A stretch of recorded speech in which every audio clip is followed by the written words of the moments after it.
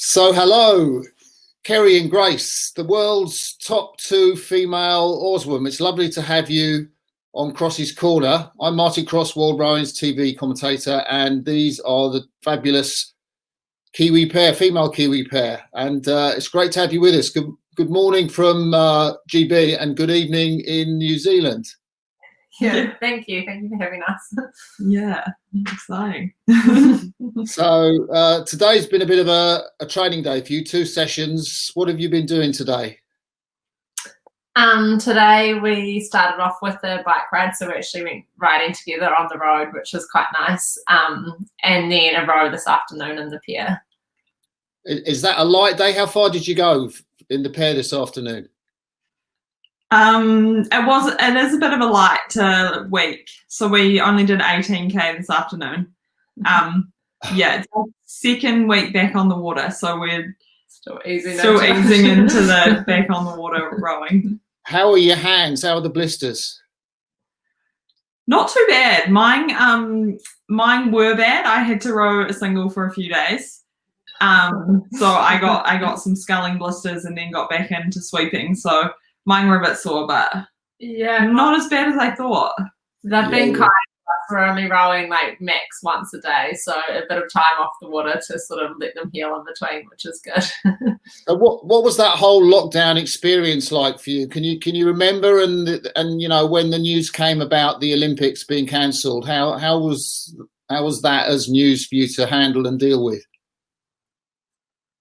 Yeah, I mean, like obviously it was pretty full on. Like I think we'd just gone into lockdown maybe like 2 days before that. So we're sort of processing the fact that now we're sort of stuck in our house, not being able to leave, just doing at-home training. And then I think we always sort of knew that the decision was sort of heading that way with the Olympics, just like with everything going on, you couldn't really host it. But then it's amazing that still when it's official, yeah, it does throw you a bit. But yeah, I think it's obviously the right call, but yeah, it's nothing you ever thought would happen. No. I think, yeah, as Grace said, we sort of saw it coming, but yeah, I think it was really strange to, like, it was such, like 2020, such a big year, and we were like tracking well, and so I think we were pretty gutted to hear the news, but I guess it's the right call, and another year is just not like longer for us to work on things and try and get faster. Yeah, and talking to the Sinkoviches, I mean, they kind of said it didn't affect them too much because they know they're carrying on for another Olympics at least. Is that something that was in your mind? Yeah, that's the hard thing. Like I think we're probably in the same situation. We're sort of just gonna do the Olympics and then assess after that. Like I guess you never know how you feel, but obviously there is a mixture throughout the team. Like some people knew it was going to be Tokyo and then finish, and I think it's a lot harder for those people to be like, okay, I'm in it for, they thought they ticked off their last trials, their last nationals and all that, but now it's like, oh, you have to do a whole nother round. But yeah, I think everyone's still really committed for another year, but yeah, it's definitely a challenging thing to get your head around. And how was the training on the ergo in your own houses? Pretty challenging. Yeah, I think we did a lot, and more than I ever would have thought was sort of possible to be doing on the erg.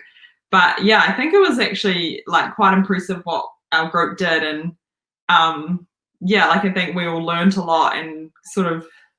Yeah, but I'm definitely appreciate the water. Yeah. So what's the weather like in New Zealand now for you? I mean, is it getting towards autumn, winter? It's getting colder. It's definitely getting colder. I think we sort of missed that transition period. Like when before lockdown, it wasn't that cold yet, and then we've come out and it definitely feels like winter. Yeah. Our first few frosts. But yeah, no, heading into winter now. But not much. There's like the water's actually really nice at the moment. There's not a lot of wind, so that's also really nice to have nice. Yeah. Not what anyone remembers from the World Champs. Yeah. I know just in terms of selection, the British guys were told, about their selections in which boat for the Olympics, and then they got sent into lockdown. So as they were leaving, they were kind of told. What sort of sense did you have in terms of the decision making about the pair and the 8, and what boat or boats you might be in Tokyo? Yeah, well, we'd sort of just finished our trials and we'd named a team for the World Cups only. So I think we knew that once the World Cups got cancelled, technically none of us are selected for anything. So we were having our final Olympic trials post the World Cup 3. But yeah, I think it was just something we were sort of going to assess along the way. And obviously we love rowing both, like obviously love the pair, but then jumping in the 8 is a lot of fun as well. And like it's a really, really good bunch of girls. So I think we'll just have to. Yeah. We're definitely, we were and we are still training in both boats, and it's still a part of the sweep squad. So there's about 12 girls in the sweep squad, and we all train together. So it's a lot of fun. We really enjoy being part of it. Yeah, well, it must be the best sweep squad in the world, I guess. The best female sweep squad in the world. Hope so. Yeah. Trying to be. Yeah. And that's great for your training variety, isn't it? To have the 8 and the pair, and also it's good for the other women that are in the 8 to have, the motivation of you guys coming into the 8, I guess. Yeah, definitely. I think it's something that we did really miss when we were solely training in the pair. We really had to find ways to mix it up because, we love rowing the pair, but doing it day in, day out, year round, doing big training blocks, it can become a little bit, I don't know what the word is, a bit taxing. Yeah, so we really enjoy being part of a bigger group, and I think we're just really lucky that everyone gets along so well and enjoys each other's company, and so it makes it a whole lot of fun to really get the work done. Yeah.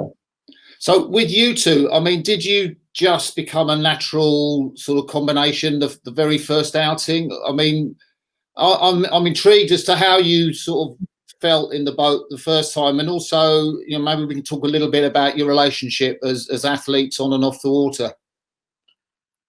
Yeah, I think, well, when we were both in the women's 8 in 2013, and I think we were both pretty young and hadn't done a lot. That was our very first elite team, and I think we might have rowed a pair a few times in that, and it was, I don't think it was great. No. But I think it was more we were just probably still not that great at rowing then either. Yeah. But then we sort of had some time in different separate squads, and then came back together in 2014. And I'd say we just got put together for a training row at trials one year, and it probably was just naturally clicked. And then we did a race later that week at trials, and it went really well. And then after that, we were named as the under-23 pair for the year. Yeah. So I think it was a natural thing, and obviously we've been able to get better and better as a combination, but we did have that natural sort of chemistry at the start. Yeah, and there was a phenomenal sort of rise, because I kind of remember Eric Murray, your colleague in the Rio Olympic team of 2016, and he was saying you've got to watch out for this under-23 pair, because I think I remember at Lucerne you were racing the British pair, Glover and Stanning, and also the selected New Zealand pair, which you beat into third place. You finished second behind the British. Yeah. Yeah. That was our first season as the pair, and I think at the time we were probably too forward thinking and just wanted to sort of get to the elites and all that sort of thing. But looking back on it now, it was so nice to have that year as being the under-23s, and just sort of getting to enjoy it a bit more, a little bit less pressure. But yeah. I think it was I think at the time we were sort of hoping to be in that part of the elite team, but as Grace said, looking back, we learned so much from being in the under-23 team and just having the opportunity to race at a World Cup as well.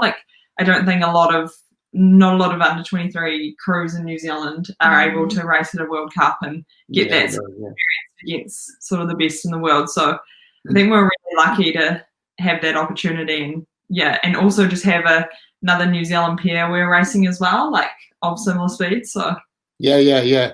So how do you get on in the boat? Who makes the calls? Do you ever say anything, Kerri? Because all I ever see you when you race is your head straight down the boat.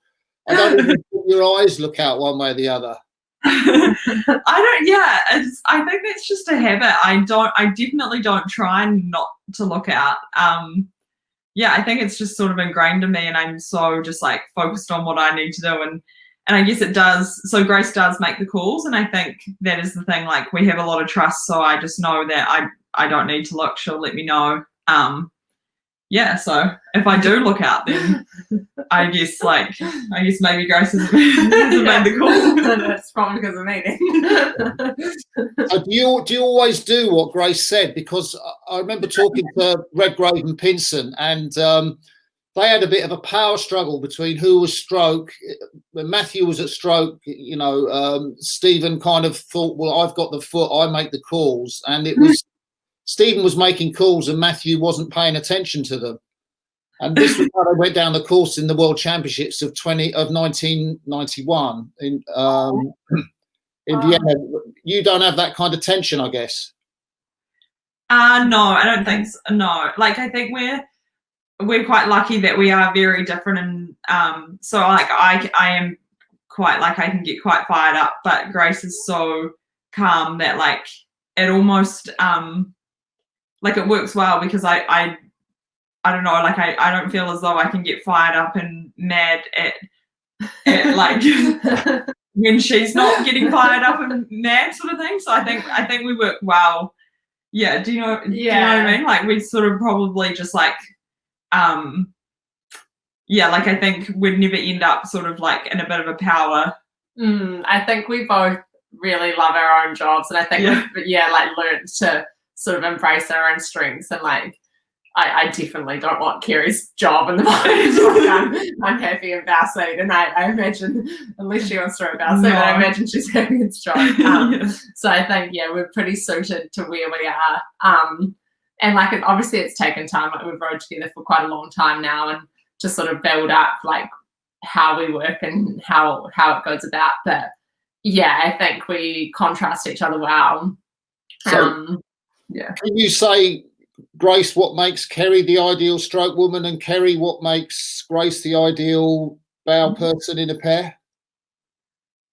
Yeah, so I reckon like Kerri is the ideal stroke, because I know that she'll always get it up and going. Like, I'm never sitting there being like, I'm really going to have to like drive this or lead this. I'm like, oh, she'll do it. And I know that, and I never have to question that. So it's just very, like, it makes my job very easy, that I know she'll lead from the front and sort of start it well, and like very consistent, which I think is such an important thing in like a stroke seat. Like, I don't even have to question what she's going to do, because I sort of already know it now, because it's sort of the same thing regardless of what we're doing. So I feel like they're probably the main two things: the consistency and just sort of leading and driving the boat from seat. That's fine. I'd say so. I think Grace and Bow she just really gives me time and allows me to, I guess she allows me to do what she sort of just explained, but also, and then add to that. And I think that's really key in Bow, that they don't, she doesn't depower what I'm doing, but she is able to add to it, if that makes sense. And I think, like, again, on the calling and that sort of thing, I think we just have so much respect and trust within our boat that we know our roles, and we know how good we are at our roles. So so I don't think we have to ever question. I'd never have to question what Grace calls, because I like trust her boat feel, and I trust that she'll be doing what's best for the boat. So Well, and I guess that trust is built up over a long time together, and it last year was a fantastic season for you, but it hasn't all been great for you in the pair, has it? Yeah, no, I think we've definitely learned a lot along our journey so far, and I think that's been key to sort of where we are now and last year. And I think, I don't think I would change any of our results. I think being second in 2018 was really key for us. We learned a lot from that. And it's also just changed our whole, the way we look at a race. And yeah, I think we sort of more look at it we want to go out there and trying to put the best race out there we can. Whereas I think we were starting to race, to just try and to just a bit more result focused, because I think we were starting to be wow, we haven't been beaten. And so we were starting to that was playing on our minds a lot, which it was almost a bit of a relief to be beaten. Yeah. Just to be able to really learn a lot. We learn a lot more from a bad race than a good race. So I think I wouldn't really change any of our results. Or one of the things, I guess it's because it's the New Zealand team, and you expect so much of the New Zealand team. I don't really have an understanding of what happened to you guys in 2016, because you came along and you were this great pair in 2015 at Lucerne. You had that fantastic result, and then you were silver medal in Aiguebelette, I think, in the pair behind the British. And then I don't understand why you weren't the pair for the Rio Olympics. And then also there's the thing about the 8, because the 8 had medalled in the season and you just missed out on a medal in the Rio Olympics. So, what was going on there for the Kiwi team? Because it was, because of such high expectations, it was almost a bit of the results looked a bit like an underperformance, question mark. I think in regards to the 8, I think we probably didn't realise how inexperienced we were. And I think when it just came to the Olympics, we just probably, I don't know, in the 6 weeks from the 3rd World Cup to the Olympics, looking back on it, I'd say we didn't really train how we probably should have trained. We just started to worry about things that probably weren't not the important things. And looking back on it now, I think it's huge learnings for us, and will hopefully make us more successful. But yeah, I think as it might sound like a little bit of a cop-out, but I think it was a little bit of just inexperience when it came to Rio, and just letting that sort of get on top of us a bit more, would you say? Yeah, definitely. And what happened with the pair that year? Because it would seem natural. You qualified the pair. You were the 2nd fastest pair in the world in 2015. I know the Kiwi pair ended up with a silver medal. The 2 women that were you raced within the 8, I guess, as well. Yeah. But why weren't you the pair? What happened there? Well, we definitely went into the trials wanting to be the pair, and that was our goal. But I think just it didn't go our way, and I guess it's a decision that we just have to sort of live with. You can't really change other people's, but I guess in the end maybe the selectors went with a combination that they thought was more experienced, or maybe they thought that it would come the Olympics that they'd be able to sort of get closer than we got potentially the year before. But yeah, I think that was how our system sort of worked back then. Was trials was just on a set date, and that's when the racing was. And I think we definitely struggled throughout that sort of few weeks leading in and at the trials. So yeah, it was just a lot of learning on our behalf, and I think we probably would almost put that to inexperience as well. We just didn't we'd always sort of been the fastest pair in New Zealand, and then all of a sudden we sort of lost a bit of form and weren't, and just didn't really cope with that well. And so I guess that was just how the trial went, and we ended up in the 8. which was still, obviously, we were silver in the 8 the year before, so we were still really excited about the opportunity there. Yeah. But yeah, as Grace said, it was big learnings for us throughout that year, I think. Yeah, and the trust, as you said, was built on those learnings because you've been through that together and successfully too. And 2017 was a magical year for you, wasn't it? Mm-hmm. Yeah, no, it was really nice to sort of start like a new, fresh Olympic campaign. Like this has been our first sort of full, you know, working towards the Olympics for 4 years. Like after London, we were sort of like I was in the 23 team in London, and you weren't in the team. So like that Olympic didn't pass, and we weren't like, oh, we want to be at the next Olympics. So yeah, it was nice to start sort of a fresh 4-year focus. But yeah, it was a great way to come out, and like we obviously loved racing in Poznan, and it gave us some really quick water. Which was like. Do you remember that race?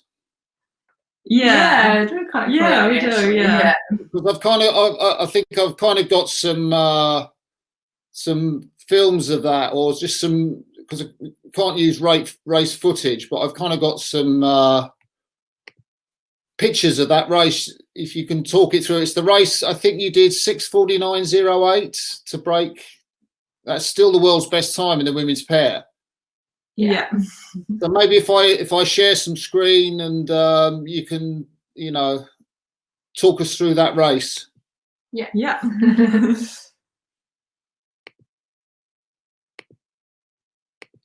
So I think you're on the start there in Poznan. Did you have any idea, you know, you might go under that time? I think Eric Murray had sort of been saying, look how fast these two women are going to go, because he knew you'd been doing some good stuff, I guess, on Lake Carapiro in training. Yeah. I think we've learned throughout our racing that when we sort of go out to try and go really fast, it often doesn't work out for us. So like we definitely didn't go into that race thinking, let's go and break a world record. So I think we've sort of learned that we have to be a bit more like process focused and just race it like a normal sort of World Cup final, which worked out well for us. Yeah. So 500 meters, you're already almost clear water ahead of. Is it Calmo and Icy you were racing there from the USA? Yeah. And the boat's going well. Do you know how fast you're going? Did you have any idea in terms of the pace, looking down at the Nielsen Kellerman, the stroke coach? Yeah. So I have the stroke coach, and I think, I think I would just I glance at it quite often and sort of just like I'd always just sort of see like around the speed that we're at. I'm never really one to sort of check the times at the markers or anything. To be honest, I just miss them. But yeah, like I knew that like we were sitting on good speed for the race. Yeah. And then here's a shot of you in the third quarter, which traditionally has been, you know, one of the strongest parts of your race. Yeah, definitely. I think, I guess that just comes from our training and just sort of like, I think New Zealand crews sort of just, we keep like are able to just sort of keep going through that third quarter, which I guess is like probably one of the toughest areas of the race. It's a little bit, like you're okay in, but also still a long way from the finish line. Okay, so you're up in this. What are you calling, Grace? Do you remember what you were saying to Kerri during this race? Because you got a decent lead over the Americans. Yeah, I think the thing with racing people like the Americans, like you never feel comfortable, even though like maybe on TV it looks like a decent lead, but I can tell you we wouldn't have felt like we had the race like sewn up then. So I think even if the race is close or like that, it's probably still trying to kind of keep pushing and like going for more, and sort of you can't really let up or give people a sniff back in, otherwise it's going to be a different race come the last 500.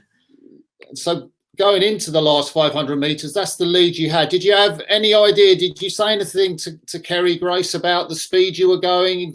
And did you know you were close to the world's best? Yeah, well, I don't race with a stroke coach or anything. I'm not very good with having that all in front of me. So I don't have any numbers or data. Yeah. Okay. And if I'm given it, I often just forget to look anyway. So yeah, so I more just sort of go on the feel. But I think maybe with about 500 to go, or maybe like a little bit less to go, Kerri sort of just like turned around and was like, time. And I was like, okay, it must be tracking all right. Which is kind of good to know in a race like this, where you can sort of naturally, not on purpose, but let people kind of come back at you knowing that you'll still get to the line first. So that was a good signal to be like, don't let up, just like keep going to the line. But yeah, no, I had no clue about time. You're no strangers to world's best. I mean, what does it mean to you when you cross the finish line and you know that you're the fastest pair in the world?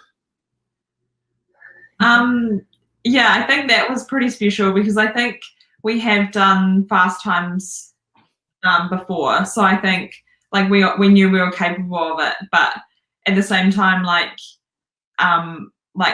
Helen and Heather are an outstanding pair, and they had the world's best time before us. So I think, yeah, like to sort of feel like, yeah, we were sort of in a bit of a league with them. I think that's quite special as well. Yeah. Yeah. And of course, that made the women's pair, you know, the step up for you. And you had a fantastic World Championships that year in Sarasota in 2017. And so it kind of set you up really well for the beginning of the Olympiad. And then, of course, we had this new Canadian pair, Filmer and Janssens, come on the scene. I saw them in Belgrade, I think, that first regatta in 2018. And you had some great duels with them in that season. Yeah, I think that was really cool, because I think tight racing and really tough racing definitely brings out the best in you. And I think that's what we enjoyed most, and do still enjoy most, is like when you have such tough competition, you can't afford to have like an average race or not be on your game. So I think that was a really, really big challenge for us that we really enjoyed. Yeah, you had a really great race in Lucerne. I seem to recall, and then we've spoken about that 2018 result in Poznan. That seemed to be for the whole New Zealand team. I think the New Zealand. Olivia Lowe and Brooke Donoghue in the double didn't do so well. I mean, generally speaking, it was a big question mark over the New Zealand team's performance. Yeah, I think it was, I can't remember what the stat was, but the first time in quite a few years we hadn't got a gold medal at a World Champs, which is obviously never the team you want to be a part of when you're the first to do that. But yeah, I think obviously it was really unenjoyable at the time, and like not a great feeling amongst the team. But then it just felt like as soon as we all got home, though, it was very like, okay, that's happened. And, you know, obviously every World Champs is an important year, but 2018, is it going to affect our Olympics? Like the following year is a qualifying, where we're lucky that sort of didn't creep up on us in like an important year, like a qualifying year. So I think it sort of just refreshed our motivation. And like I remember having like a meeting with our whole women's squad, being like, that happened and we might all be disappointed by it, but like we've got a whole nother year to sort of get back on track, and hopefully qualify the boats that we want to qualify, and sort of get ourselves back into the position we want to be in. It must be one of the most sensational turnarounds in a rowing squad history, really, because the 2019 results, I mean, you guys were on fire as a team, weren't you? The New Zealand women's team. What is it that makes that team so strong? Because is the gold medal in the lightweight women's double, the women's double, you in the pair, and the Kiwi women's 8. I mean, that is some medal haul. Yeah.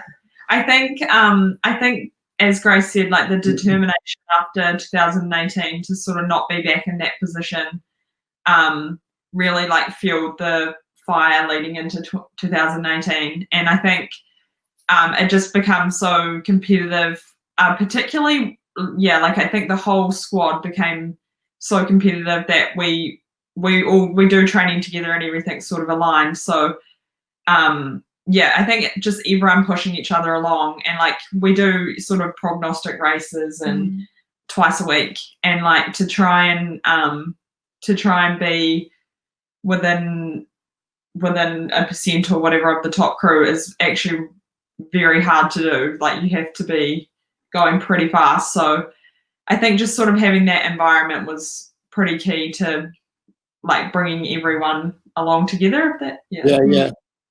Let's talk of some of those sessions you did. I have heard, a great interview you did on the Row Show. You were talking of, like, I couldn't believe it. You talked of a 60K morning, and you talked of something like a 42K side-by-side contest with the lightweight women's double. Just as are they just out there as sessions that don't come along very often, or how frequent are those kind of workouts? Yeah, they just sort of get thrown in there. I think just to sort of build your resilience and all that sort of stuff. I think we started doing sort of like a mystery box. I think it was like a Thursday morning, so you didn't know what we're going to turn up to do, and like that was one of those sessions. Like I think they did give us warning because they were like, bring lots of food. But we sort of rode up to like the furthest away dam, which is about, is it like a 50K round trip? Yeah, so it's like about as far as you can go on like Karapiro, would be about 25-ish K. And like the closest, like you get close to the dam and it's like you're on an escalator. Like we weren't even moving. Like we were probably on like 3 minutes splits, like going nowhere. But like, yes, I think it's always good to sort of throw those sessions in there to be like, you can cope with anything, even if you think it's not possible. But yeah, we're always lucky to have the lightweights as well. Like such a good training partner. And they're obviously very, very fast, so they really like keep us on our toes and sort of make sure that like we can't let up at all, otherwise they'll just be off. Yeah. I mean, do you have a sense of the toughest training session you do? One you kind of look at with a bit of trepidation, or think oh my goodness, we got this session today. Is there something that you can pinpoint?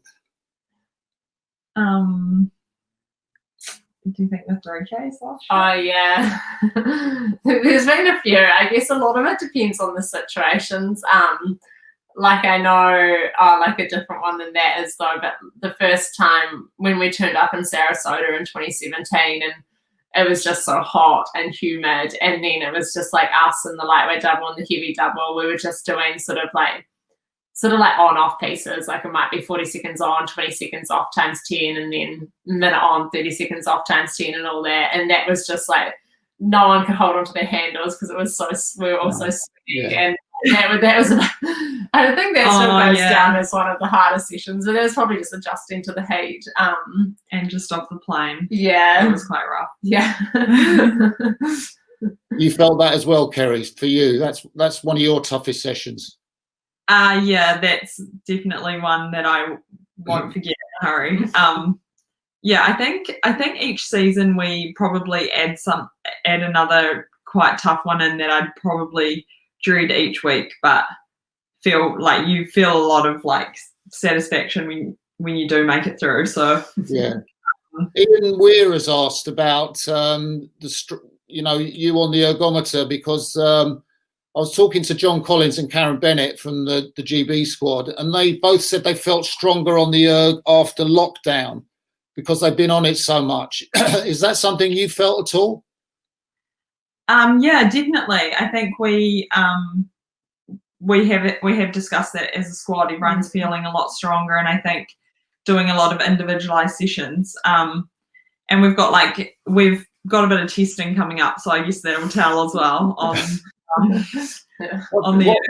What 5K, 2K? What kind of test? 30 minutes at 20, or what's your test that you do?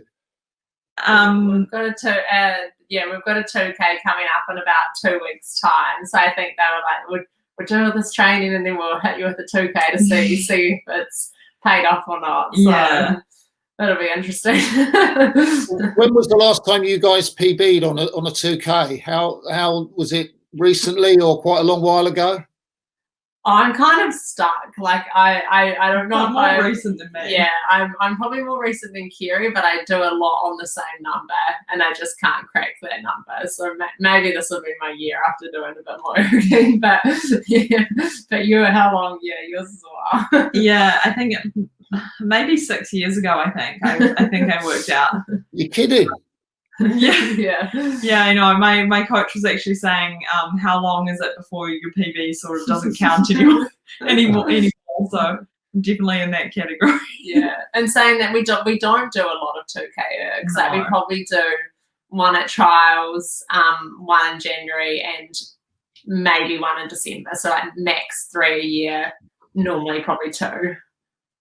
So I know the world record for women is around, it's something like, is it 26, the world record for 2K for women? Yeah, maybe even a bit quicker. Even a bit quicker, 24. Yeah.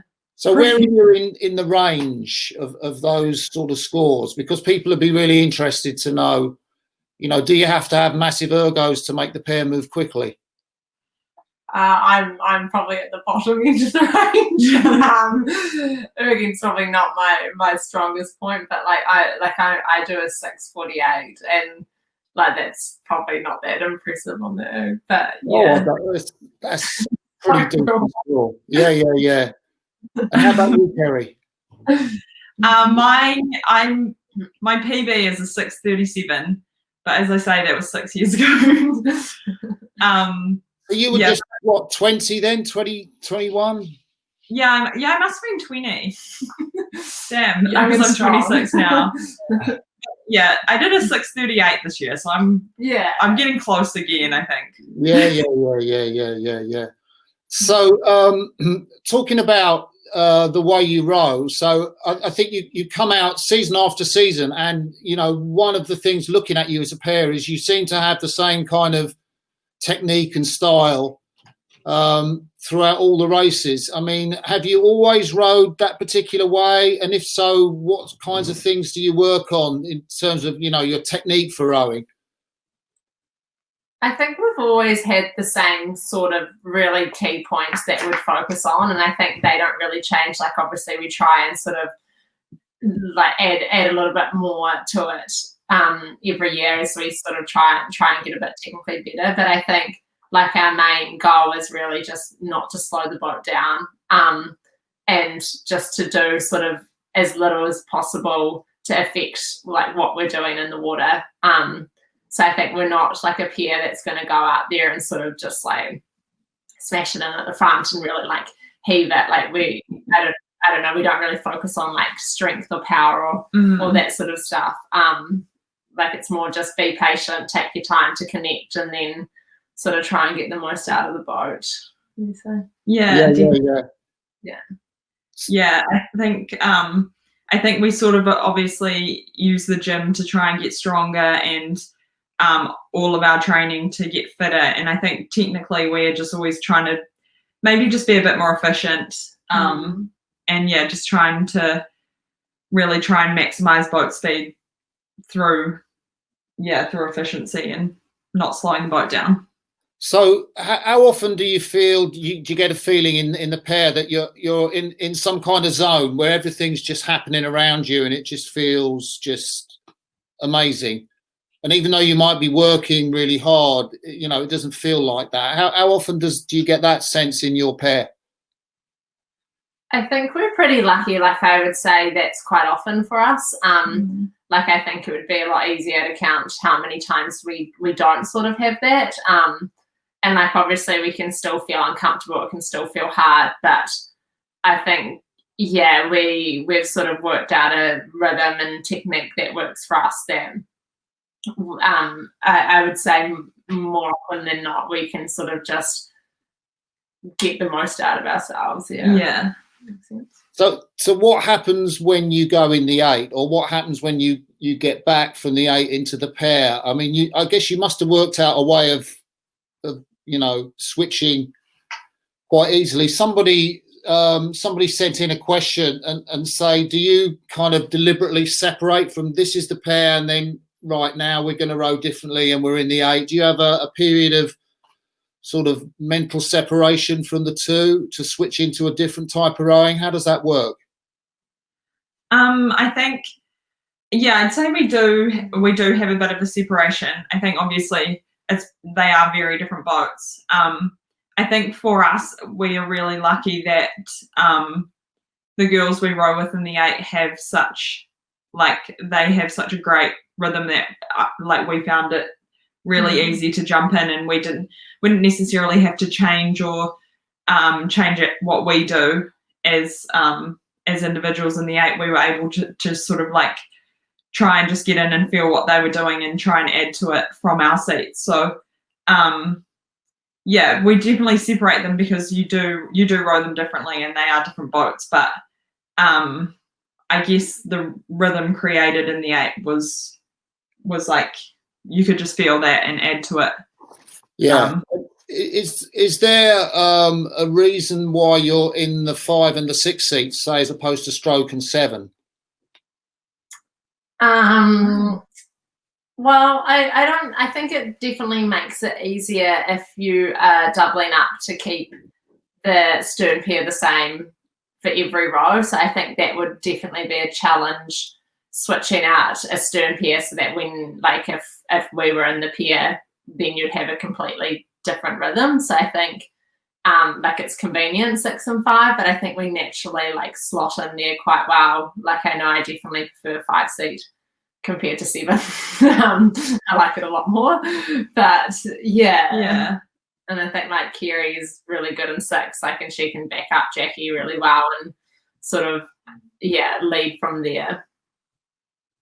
Has it put a bit more pressure on you and the guys, the fact that the 8 are now world champions, in terms of thinking about the Olympics? Because that was another question that was asked. Has it increased the priority of the 8 relative to the pair, or not? I'm not really sure actually. I think going into the Olympics, I think you always have to weigh up what your best options are, and if you're talking about pressure, I don't think there's any added pressure on the 8 because Olympics is just a new ball game. The 8's a world champion, but we've never been Olympic champions, and none of us have ever won an Olympic medal. So it's sort of, we don't feel any added pressure from that. But I guess you see the 8 as a viable option now for hopefully another good result. I guess if it was trailing back in 6 or just qualified, then you might not consider it.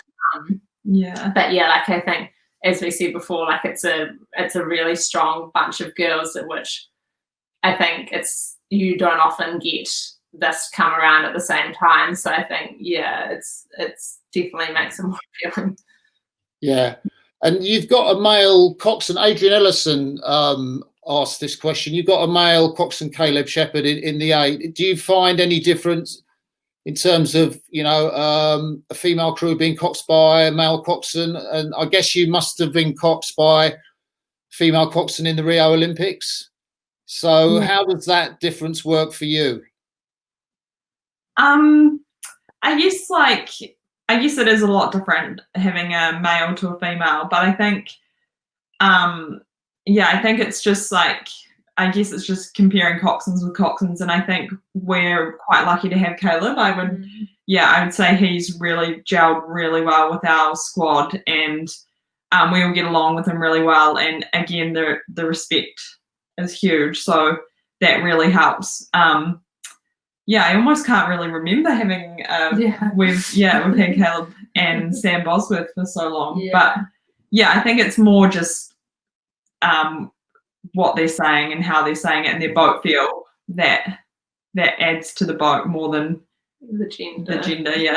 Yeah, and you've also had a number of coaches. I mean, I kind of thinking back, was Dick Tox coaching you that year in 2013 in the women's eight? And then you've had Dave Thompson, I would guess. Marion Horwell seems to come to mind from that year where you were under 23s and you won the 4 in Amsterdam, and most recently Gary Hay. Yeah. I mean, what have you taken from those coaches? You know, maybe one or two things, and how has that helped make you the pair that you are today? Yeah, I think like you obviously learn such different things from each coach. Like I think we were lucky to come into the system when Dick was still around, because I think he really set us up for sort of being able to train hard, knowing how hard you can push your body, like really built us to be like mentally quite strong. And like I think that's probably a key to our rowing now, sort of having that early introduction.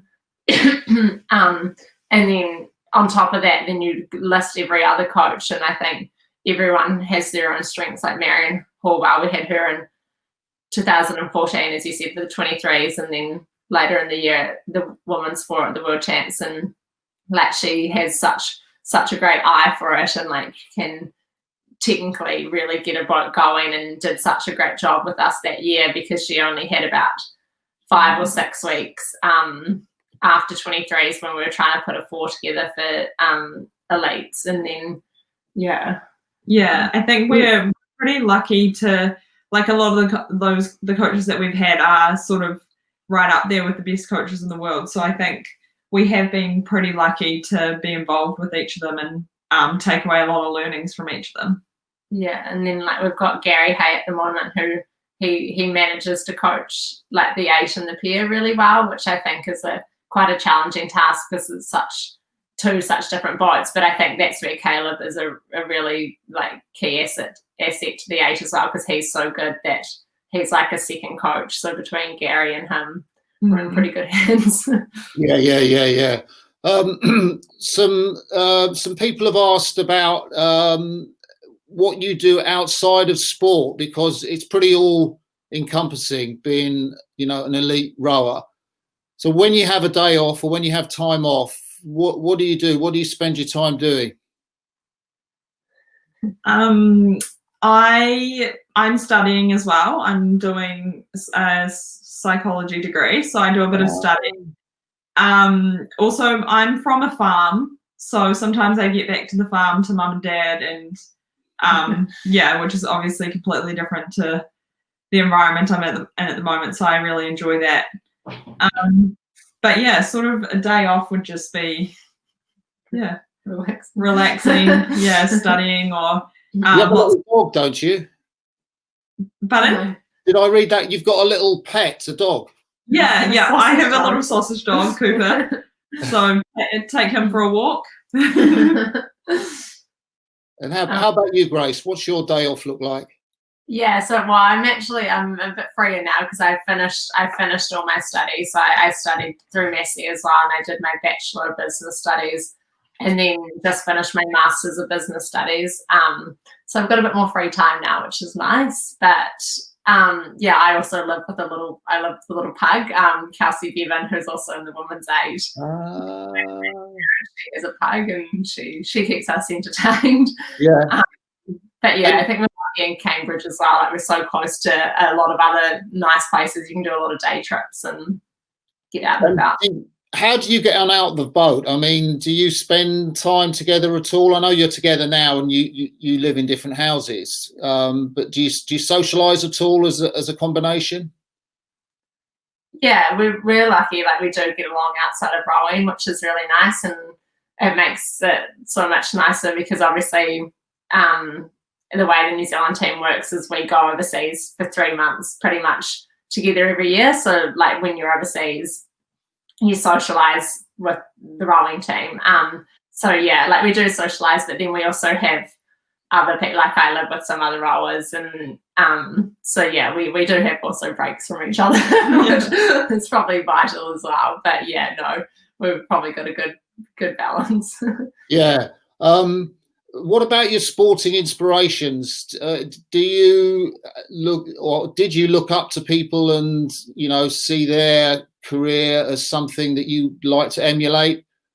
I'm just wondering, you know, you've got plenty of role models, I guess, in New Zealand rowing, but, you know, the Kiwis are fantastic in so many sports, but maybe, I don't know, outside of New Zealand that you might have people or figures that you would have looked up to or felt inspired by?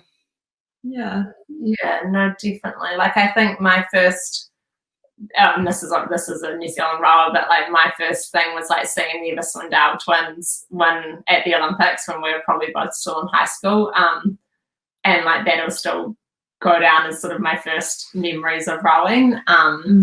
But yeah, we're lucky in New Zealand that for being quite a small country, we do have really great sports people, and like people like Lisa Carrington, our kayaker, is consistently at the top, which is so impressive that she can just do it time and time again. Like someone like her, like you can't really go past. Like yeah.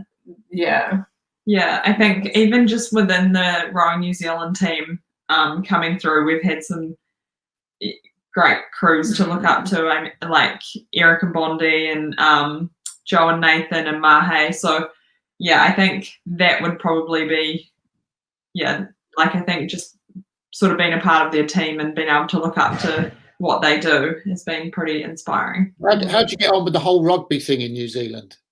Are you a part of that, or does it kind of, you know, bypass you? Oh, I think every New Zealand buys into the rugby. It's massive. Yeah. I think you'd be hard pushed not to find someone that enjoys it. But sad year the World Cup. Do you binge on sport? You know, when you're not on, you know, when you're watching TV. I think a lot of guys here are watching. There's a Netflix program called The Last Dance about the Chicago Bulls. Yeah, wow. Michael Jordan is, I feel like I always knew he was great, but yeah, have you watched it? It's very inspiring. Yeah. Who's your favourite? Is he your favourite Chicago Bulls player then? Or yeah, him. I do also Black Pippen. Yeah, me too. Yeah, Scottie Pippen. Go past the people that you're like, oh, you don't get as much limelight, but you're still so great. Yeah. So, thinking around your season last year, we had, you know, the Canadians, which we've spoken about, the pair coming in, Filmer and Janssens, who took the world title in 2018, and then you had this Australian pair, Morrison and McIntyre, emerge, and all of a sudden the women's sort of pairs has become one of the most competitive events. Calmo and Isa in there already. I'd just maybe like to take you back to that pairs race last year in Linz, and got a little bit of let's see. I'm just looking at. I'm just trying to find out. There we go. 500 meters. Yeah. So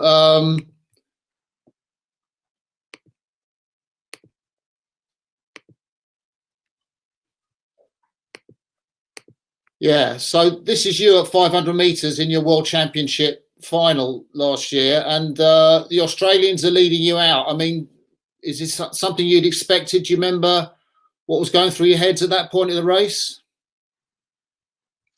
Yeah, I think we expected people to come out firing, like whether it was going to be the Australians or the Canadians or the Americans.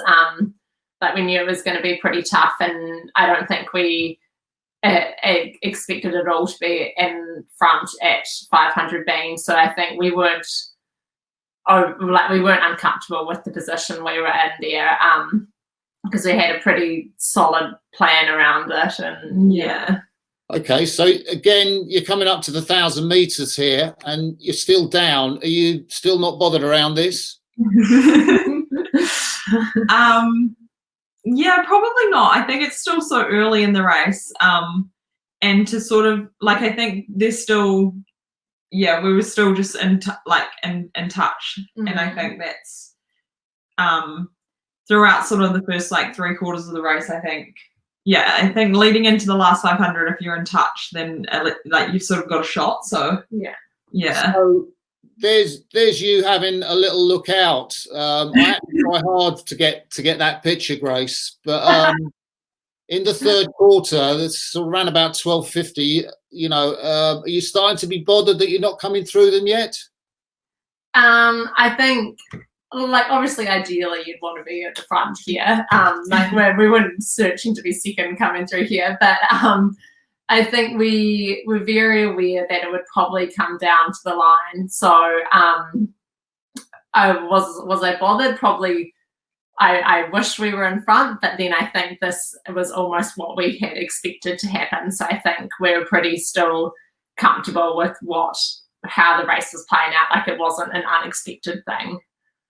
So just coming through to the finish, I think the Australians are still up there by just a metre. You've got a couple of 100 metres to go to the line. I mean, this is how much are you hurting at this point of the race? Quite a lot, yeah. And I think this is the moment where you've just drawn ahead. Grandstands are coming up. You can maybe hear the noise of the crowd. I mean, that must come as some relief to you that everything you're doing is just putting you in front of the Australians. Yeah, definitely. I think at that point it's just sort of like going for the line. Yeah, like I think it's just the line can't come soon enough with 150 metres to go. And you drifted across that finish line. I've very rarely seen that in a pairs race. I think Drew Ginn and James Tompkins drifted across. I remember that in St Catherine's. But who stopped rowing first? Because you definitely stopped before the buzzer. I think that was me. I think I got a little bit confused, but it worked out all right. So yeah. And then there's a little fist pump from you there, Kerri, and Grace, you look destroyed. I probably was. So I stopped the stroke early. It was such a great race for the crowd to look at, and it just shows how competitive that event is and what you need to do to keep on top. I mean, that must be an incredible motivation for you. Yeah, and I think that's the thing. We to win a really close and tight battle like that probably means more than than a lot of other races that we've done. So like I feel as though I don't often celebrate after a race, but I think to be in that tighter battle the whole way and come out on top was pretty special for us. And then, as if we hadn't had enough in terms of spectators, in the women's eights, you served up another incredible race. This is you off the start, sort of back in the field a little bit, maybe the Romanians leading out early on. Yeah. And going through 500, the Australians on that lane one in the lead. I mean, what was the plan for this race? And because normally you would expect an 8 maybe be leading at 500, possibly to hold that lead through the race. What was your race plan for this? Yeah, I think once again we're not overly phased with our first 500 position. Like you don't want to get in a bad position, but we just are so lucky with Caleb and his ability to sort of read a race. Like I've probably never had a coxswain that is so good at sort of thinking on the fly, and that every single girl in our boat trusts him so much that we're not even really phased with what's going on. We're like, oh, he'll take care of that. All we just have to do is listen to him. So I think we're still pretty calm and Yeah, which you need that quality, because the Australians wedging out at the 1,000 metres, that looked like a pretty decent lead to have at that stage of the race. But, you know, you're quite calm within the boat. By the sound of things. Yeah, I think probably late in the third 500, I think Caleb sort of started to ask for a bit more. And I think that's when he was probably like, well, we need to start closing now. So, yeah. Okay, so there's you at 1500 meters, and you know, another fantastic race, and you've got the Americans and Canadians going for the bronze medal behind you, and you're a length clear of them. And this must have felt so sweet coming up to the grandstands with that lead over Australia on the far side. Yeah, I think I've never really been a part of an 8s race like that. So yeah, it was a pretty cool race to be a part of. Particularly with Australia, I think I don't think it's so unusual that it would be New Zealand, Australia out there in the front like that. Yeah, it's such a John Keogh that done such a great job with the Australians, and then a little thumbs up from you. Nice job. So, what is there now in terms of, you know, for you guys looking forward in terms of the next couple of weeks? You said you got some tests coming up. Are you just doing are you doing any sort of work as if you were kind of going to be racing this summer, or are you still in long distance endurance work? We're still doing a little bit of work. It's almost sort of, we're heading towards the 2K erg. So we're kind of prepping for that, which is quite an unusual situation for us. Like, we never really put a lot of prep into our ergs. We just do them when we're meant to, without a lot of work beforehand. And then, so we've probably got a few more weeks of training, and then we'll have a bit of a break because we trained through the whole lockdown. So we just keep training, which is quite nice, because I think if we took a break, then that you can't do anything. You're stuck at your house anyway. So we're pretty happy to keep training through. So we have a few weeks off, which we're about to, New Zealand's opening up a bit now, so we can sort of go traveling. We can go down to the South Island and sort of enjoy, we can't go overseas obviously, but it'll be nice to sort of spend some time actually looking around our own country, whereas normally we sort of do that over in Europe after a World Champs. So yeah, it'll be quite nice. Yeah. And I guess what's the time now? Is it 8:30 in New Zealand? And are you up early tomorrow morning for a session? What do we do tomorrow? We've got a sort of a threshold erg for the first session, and then we're on the water at 10:30 for a row. Yeah. Oh wow. Well, it's been great that you've, to get to know you, because you watch you guys out on the water, and you're so incredible what you're doing there, that it's really fascinating to get to know your personalities and see the people behind the results. You're two wonderful athletes, and two great people as well to have to chance to speak to. It's been really, really great. So thank you very much, Kerri and Grace. Really look forward to seeing you next year on the water.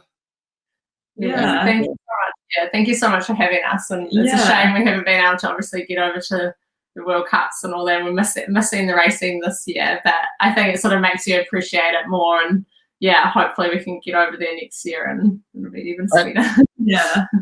That's fantastic. So we're going to say goodbye for now, and thanks ever so much, and have some great training sessions. Thank you. Thank you so much.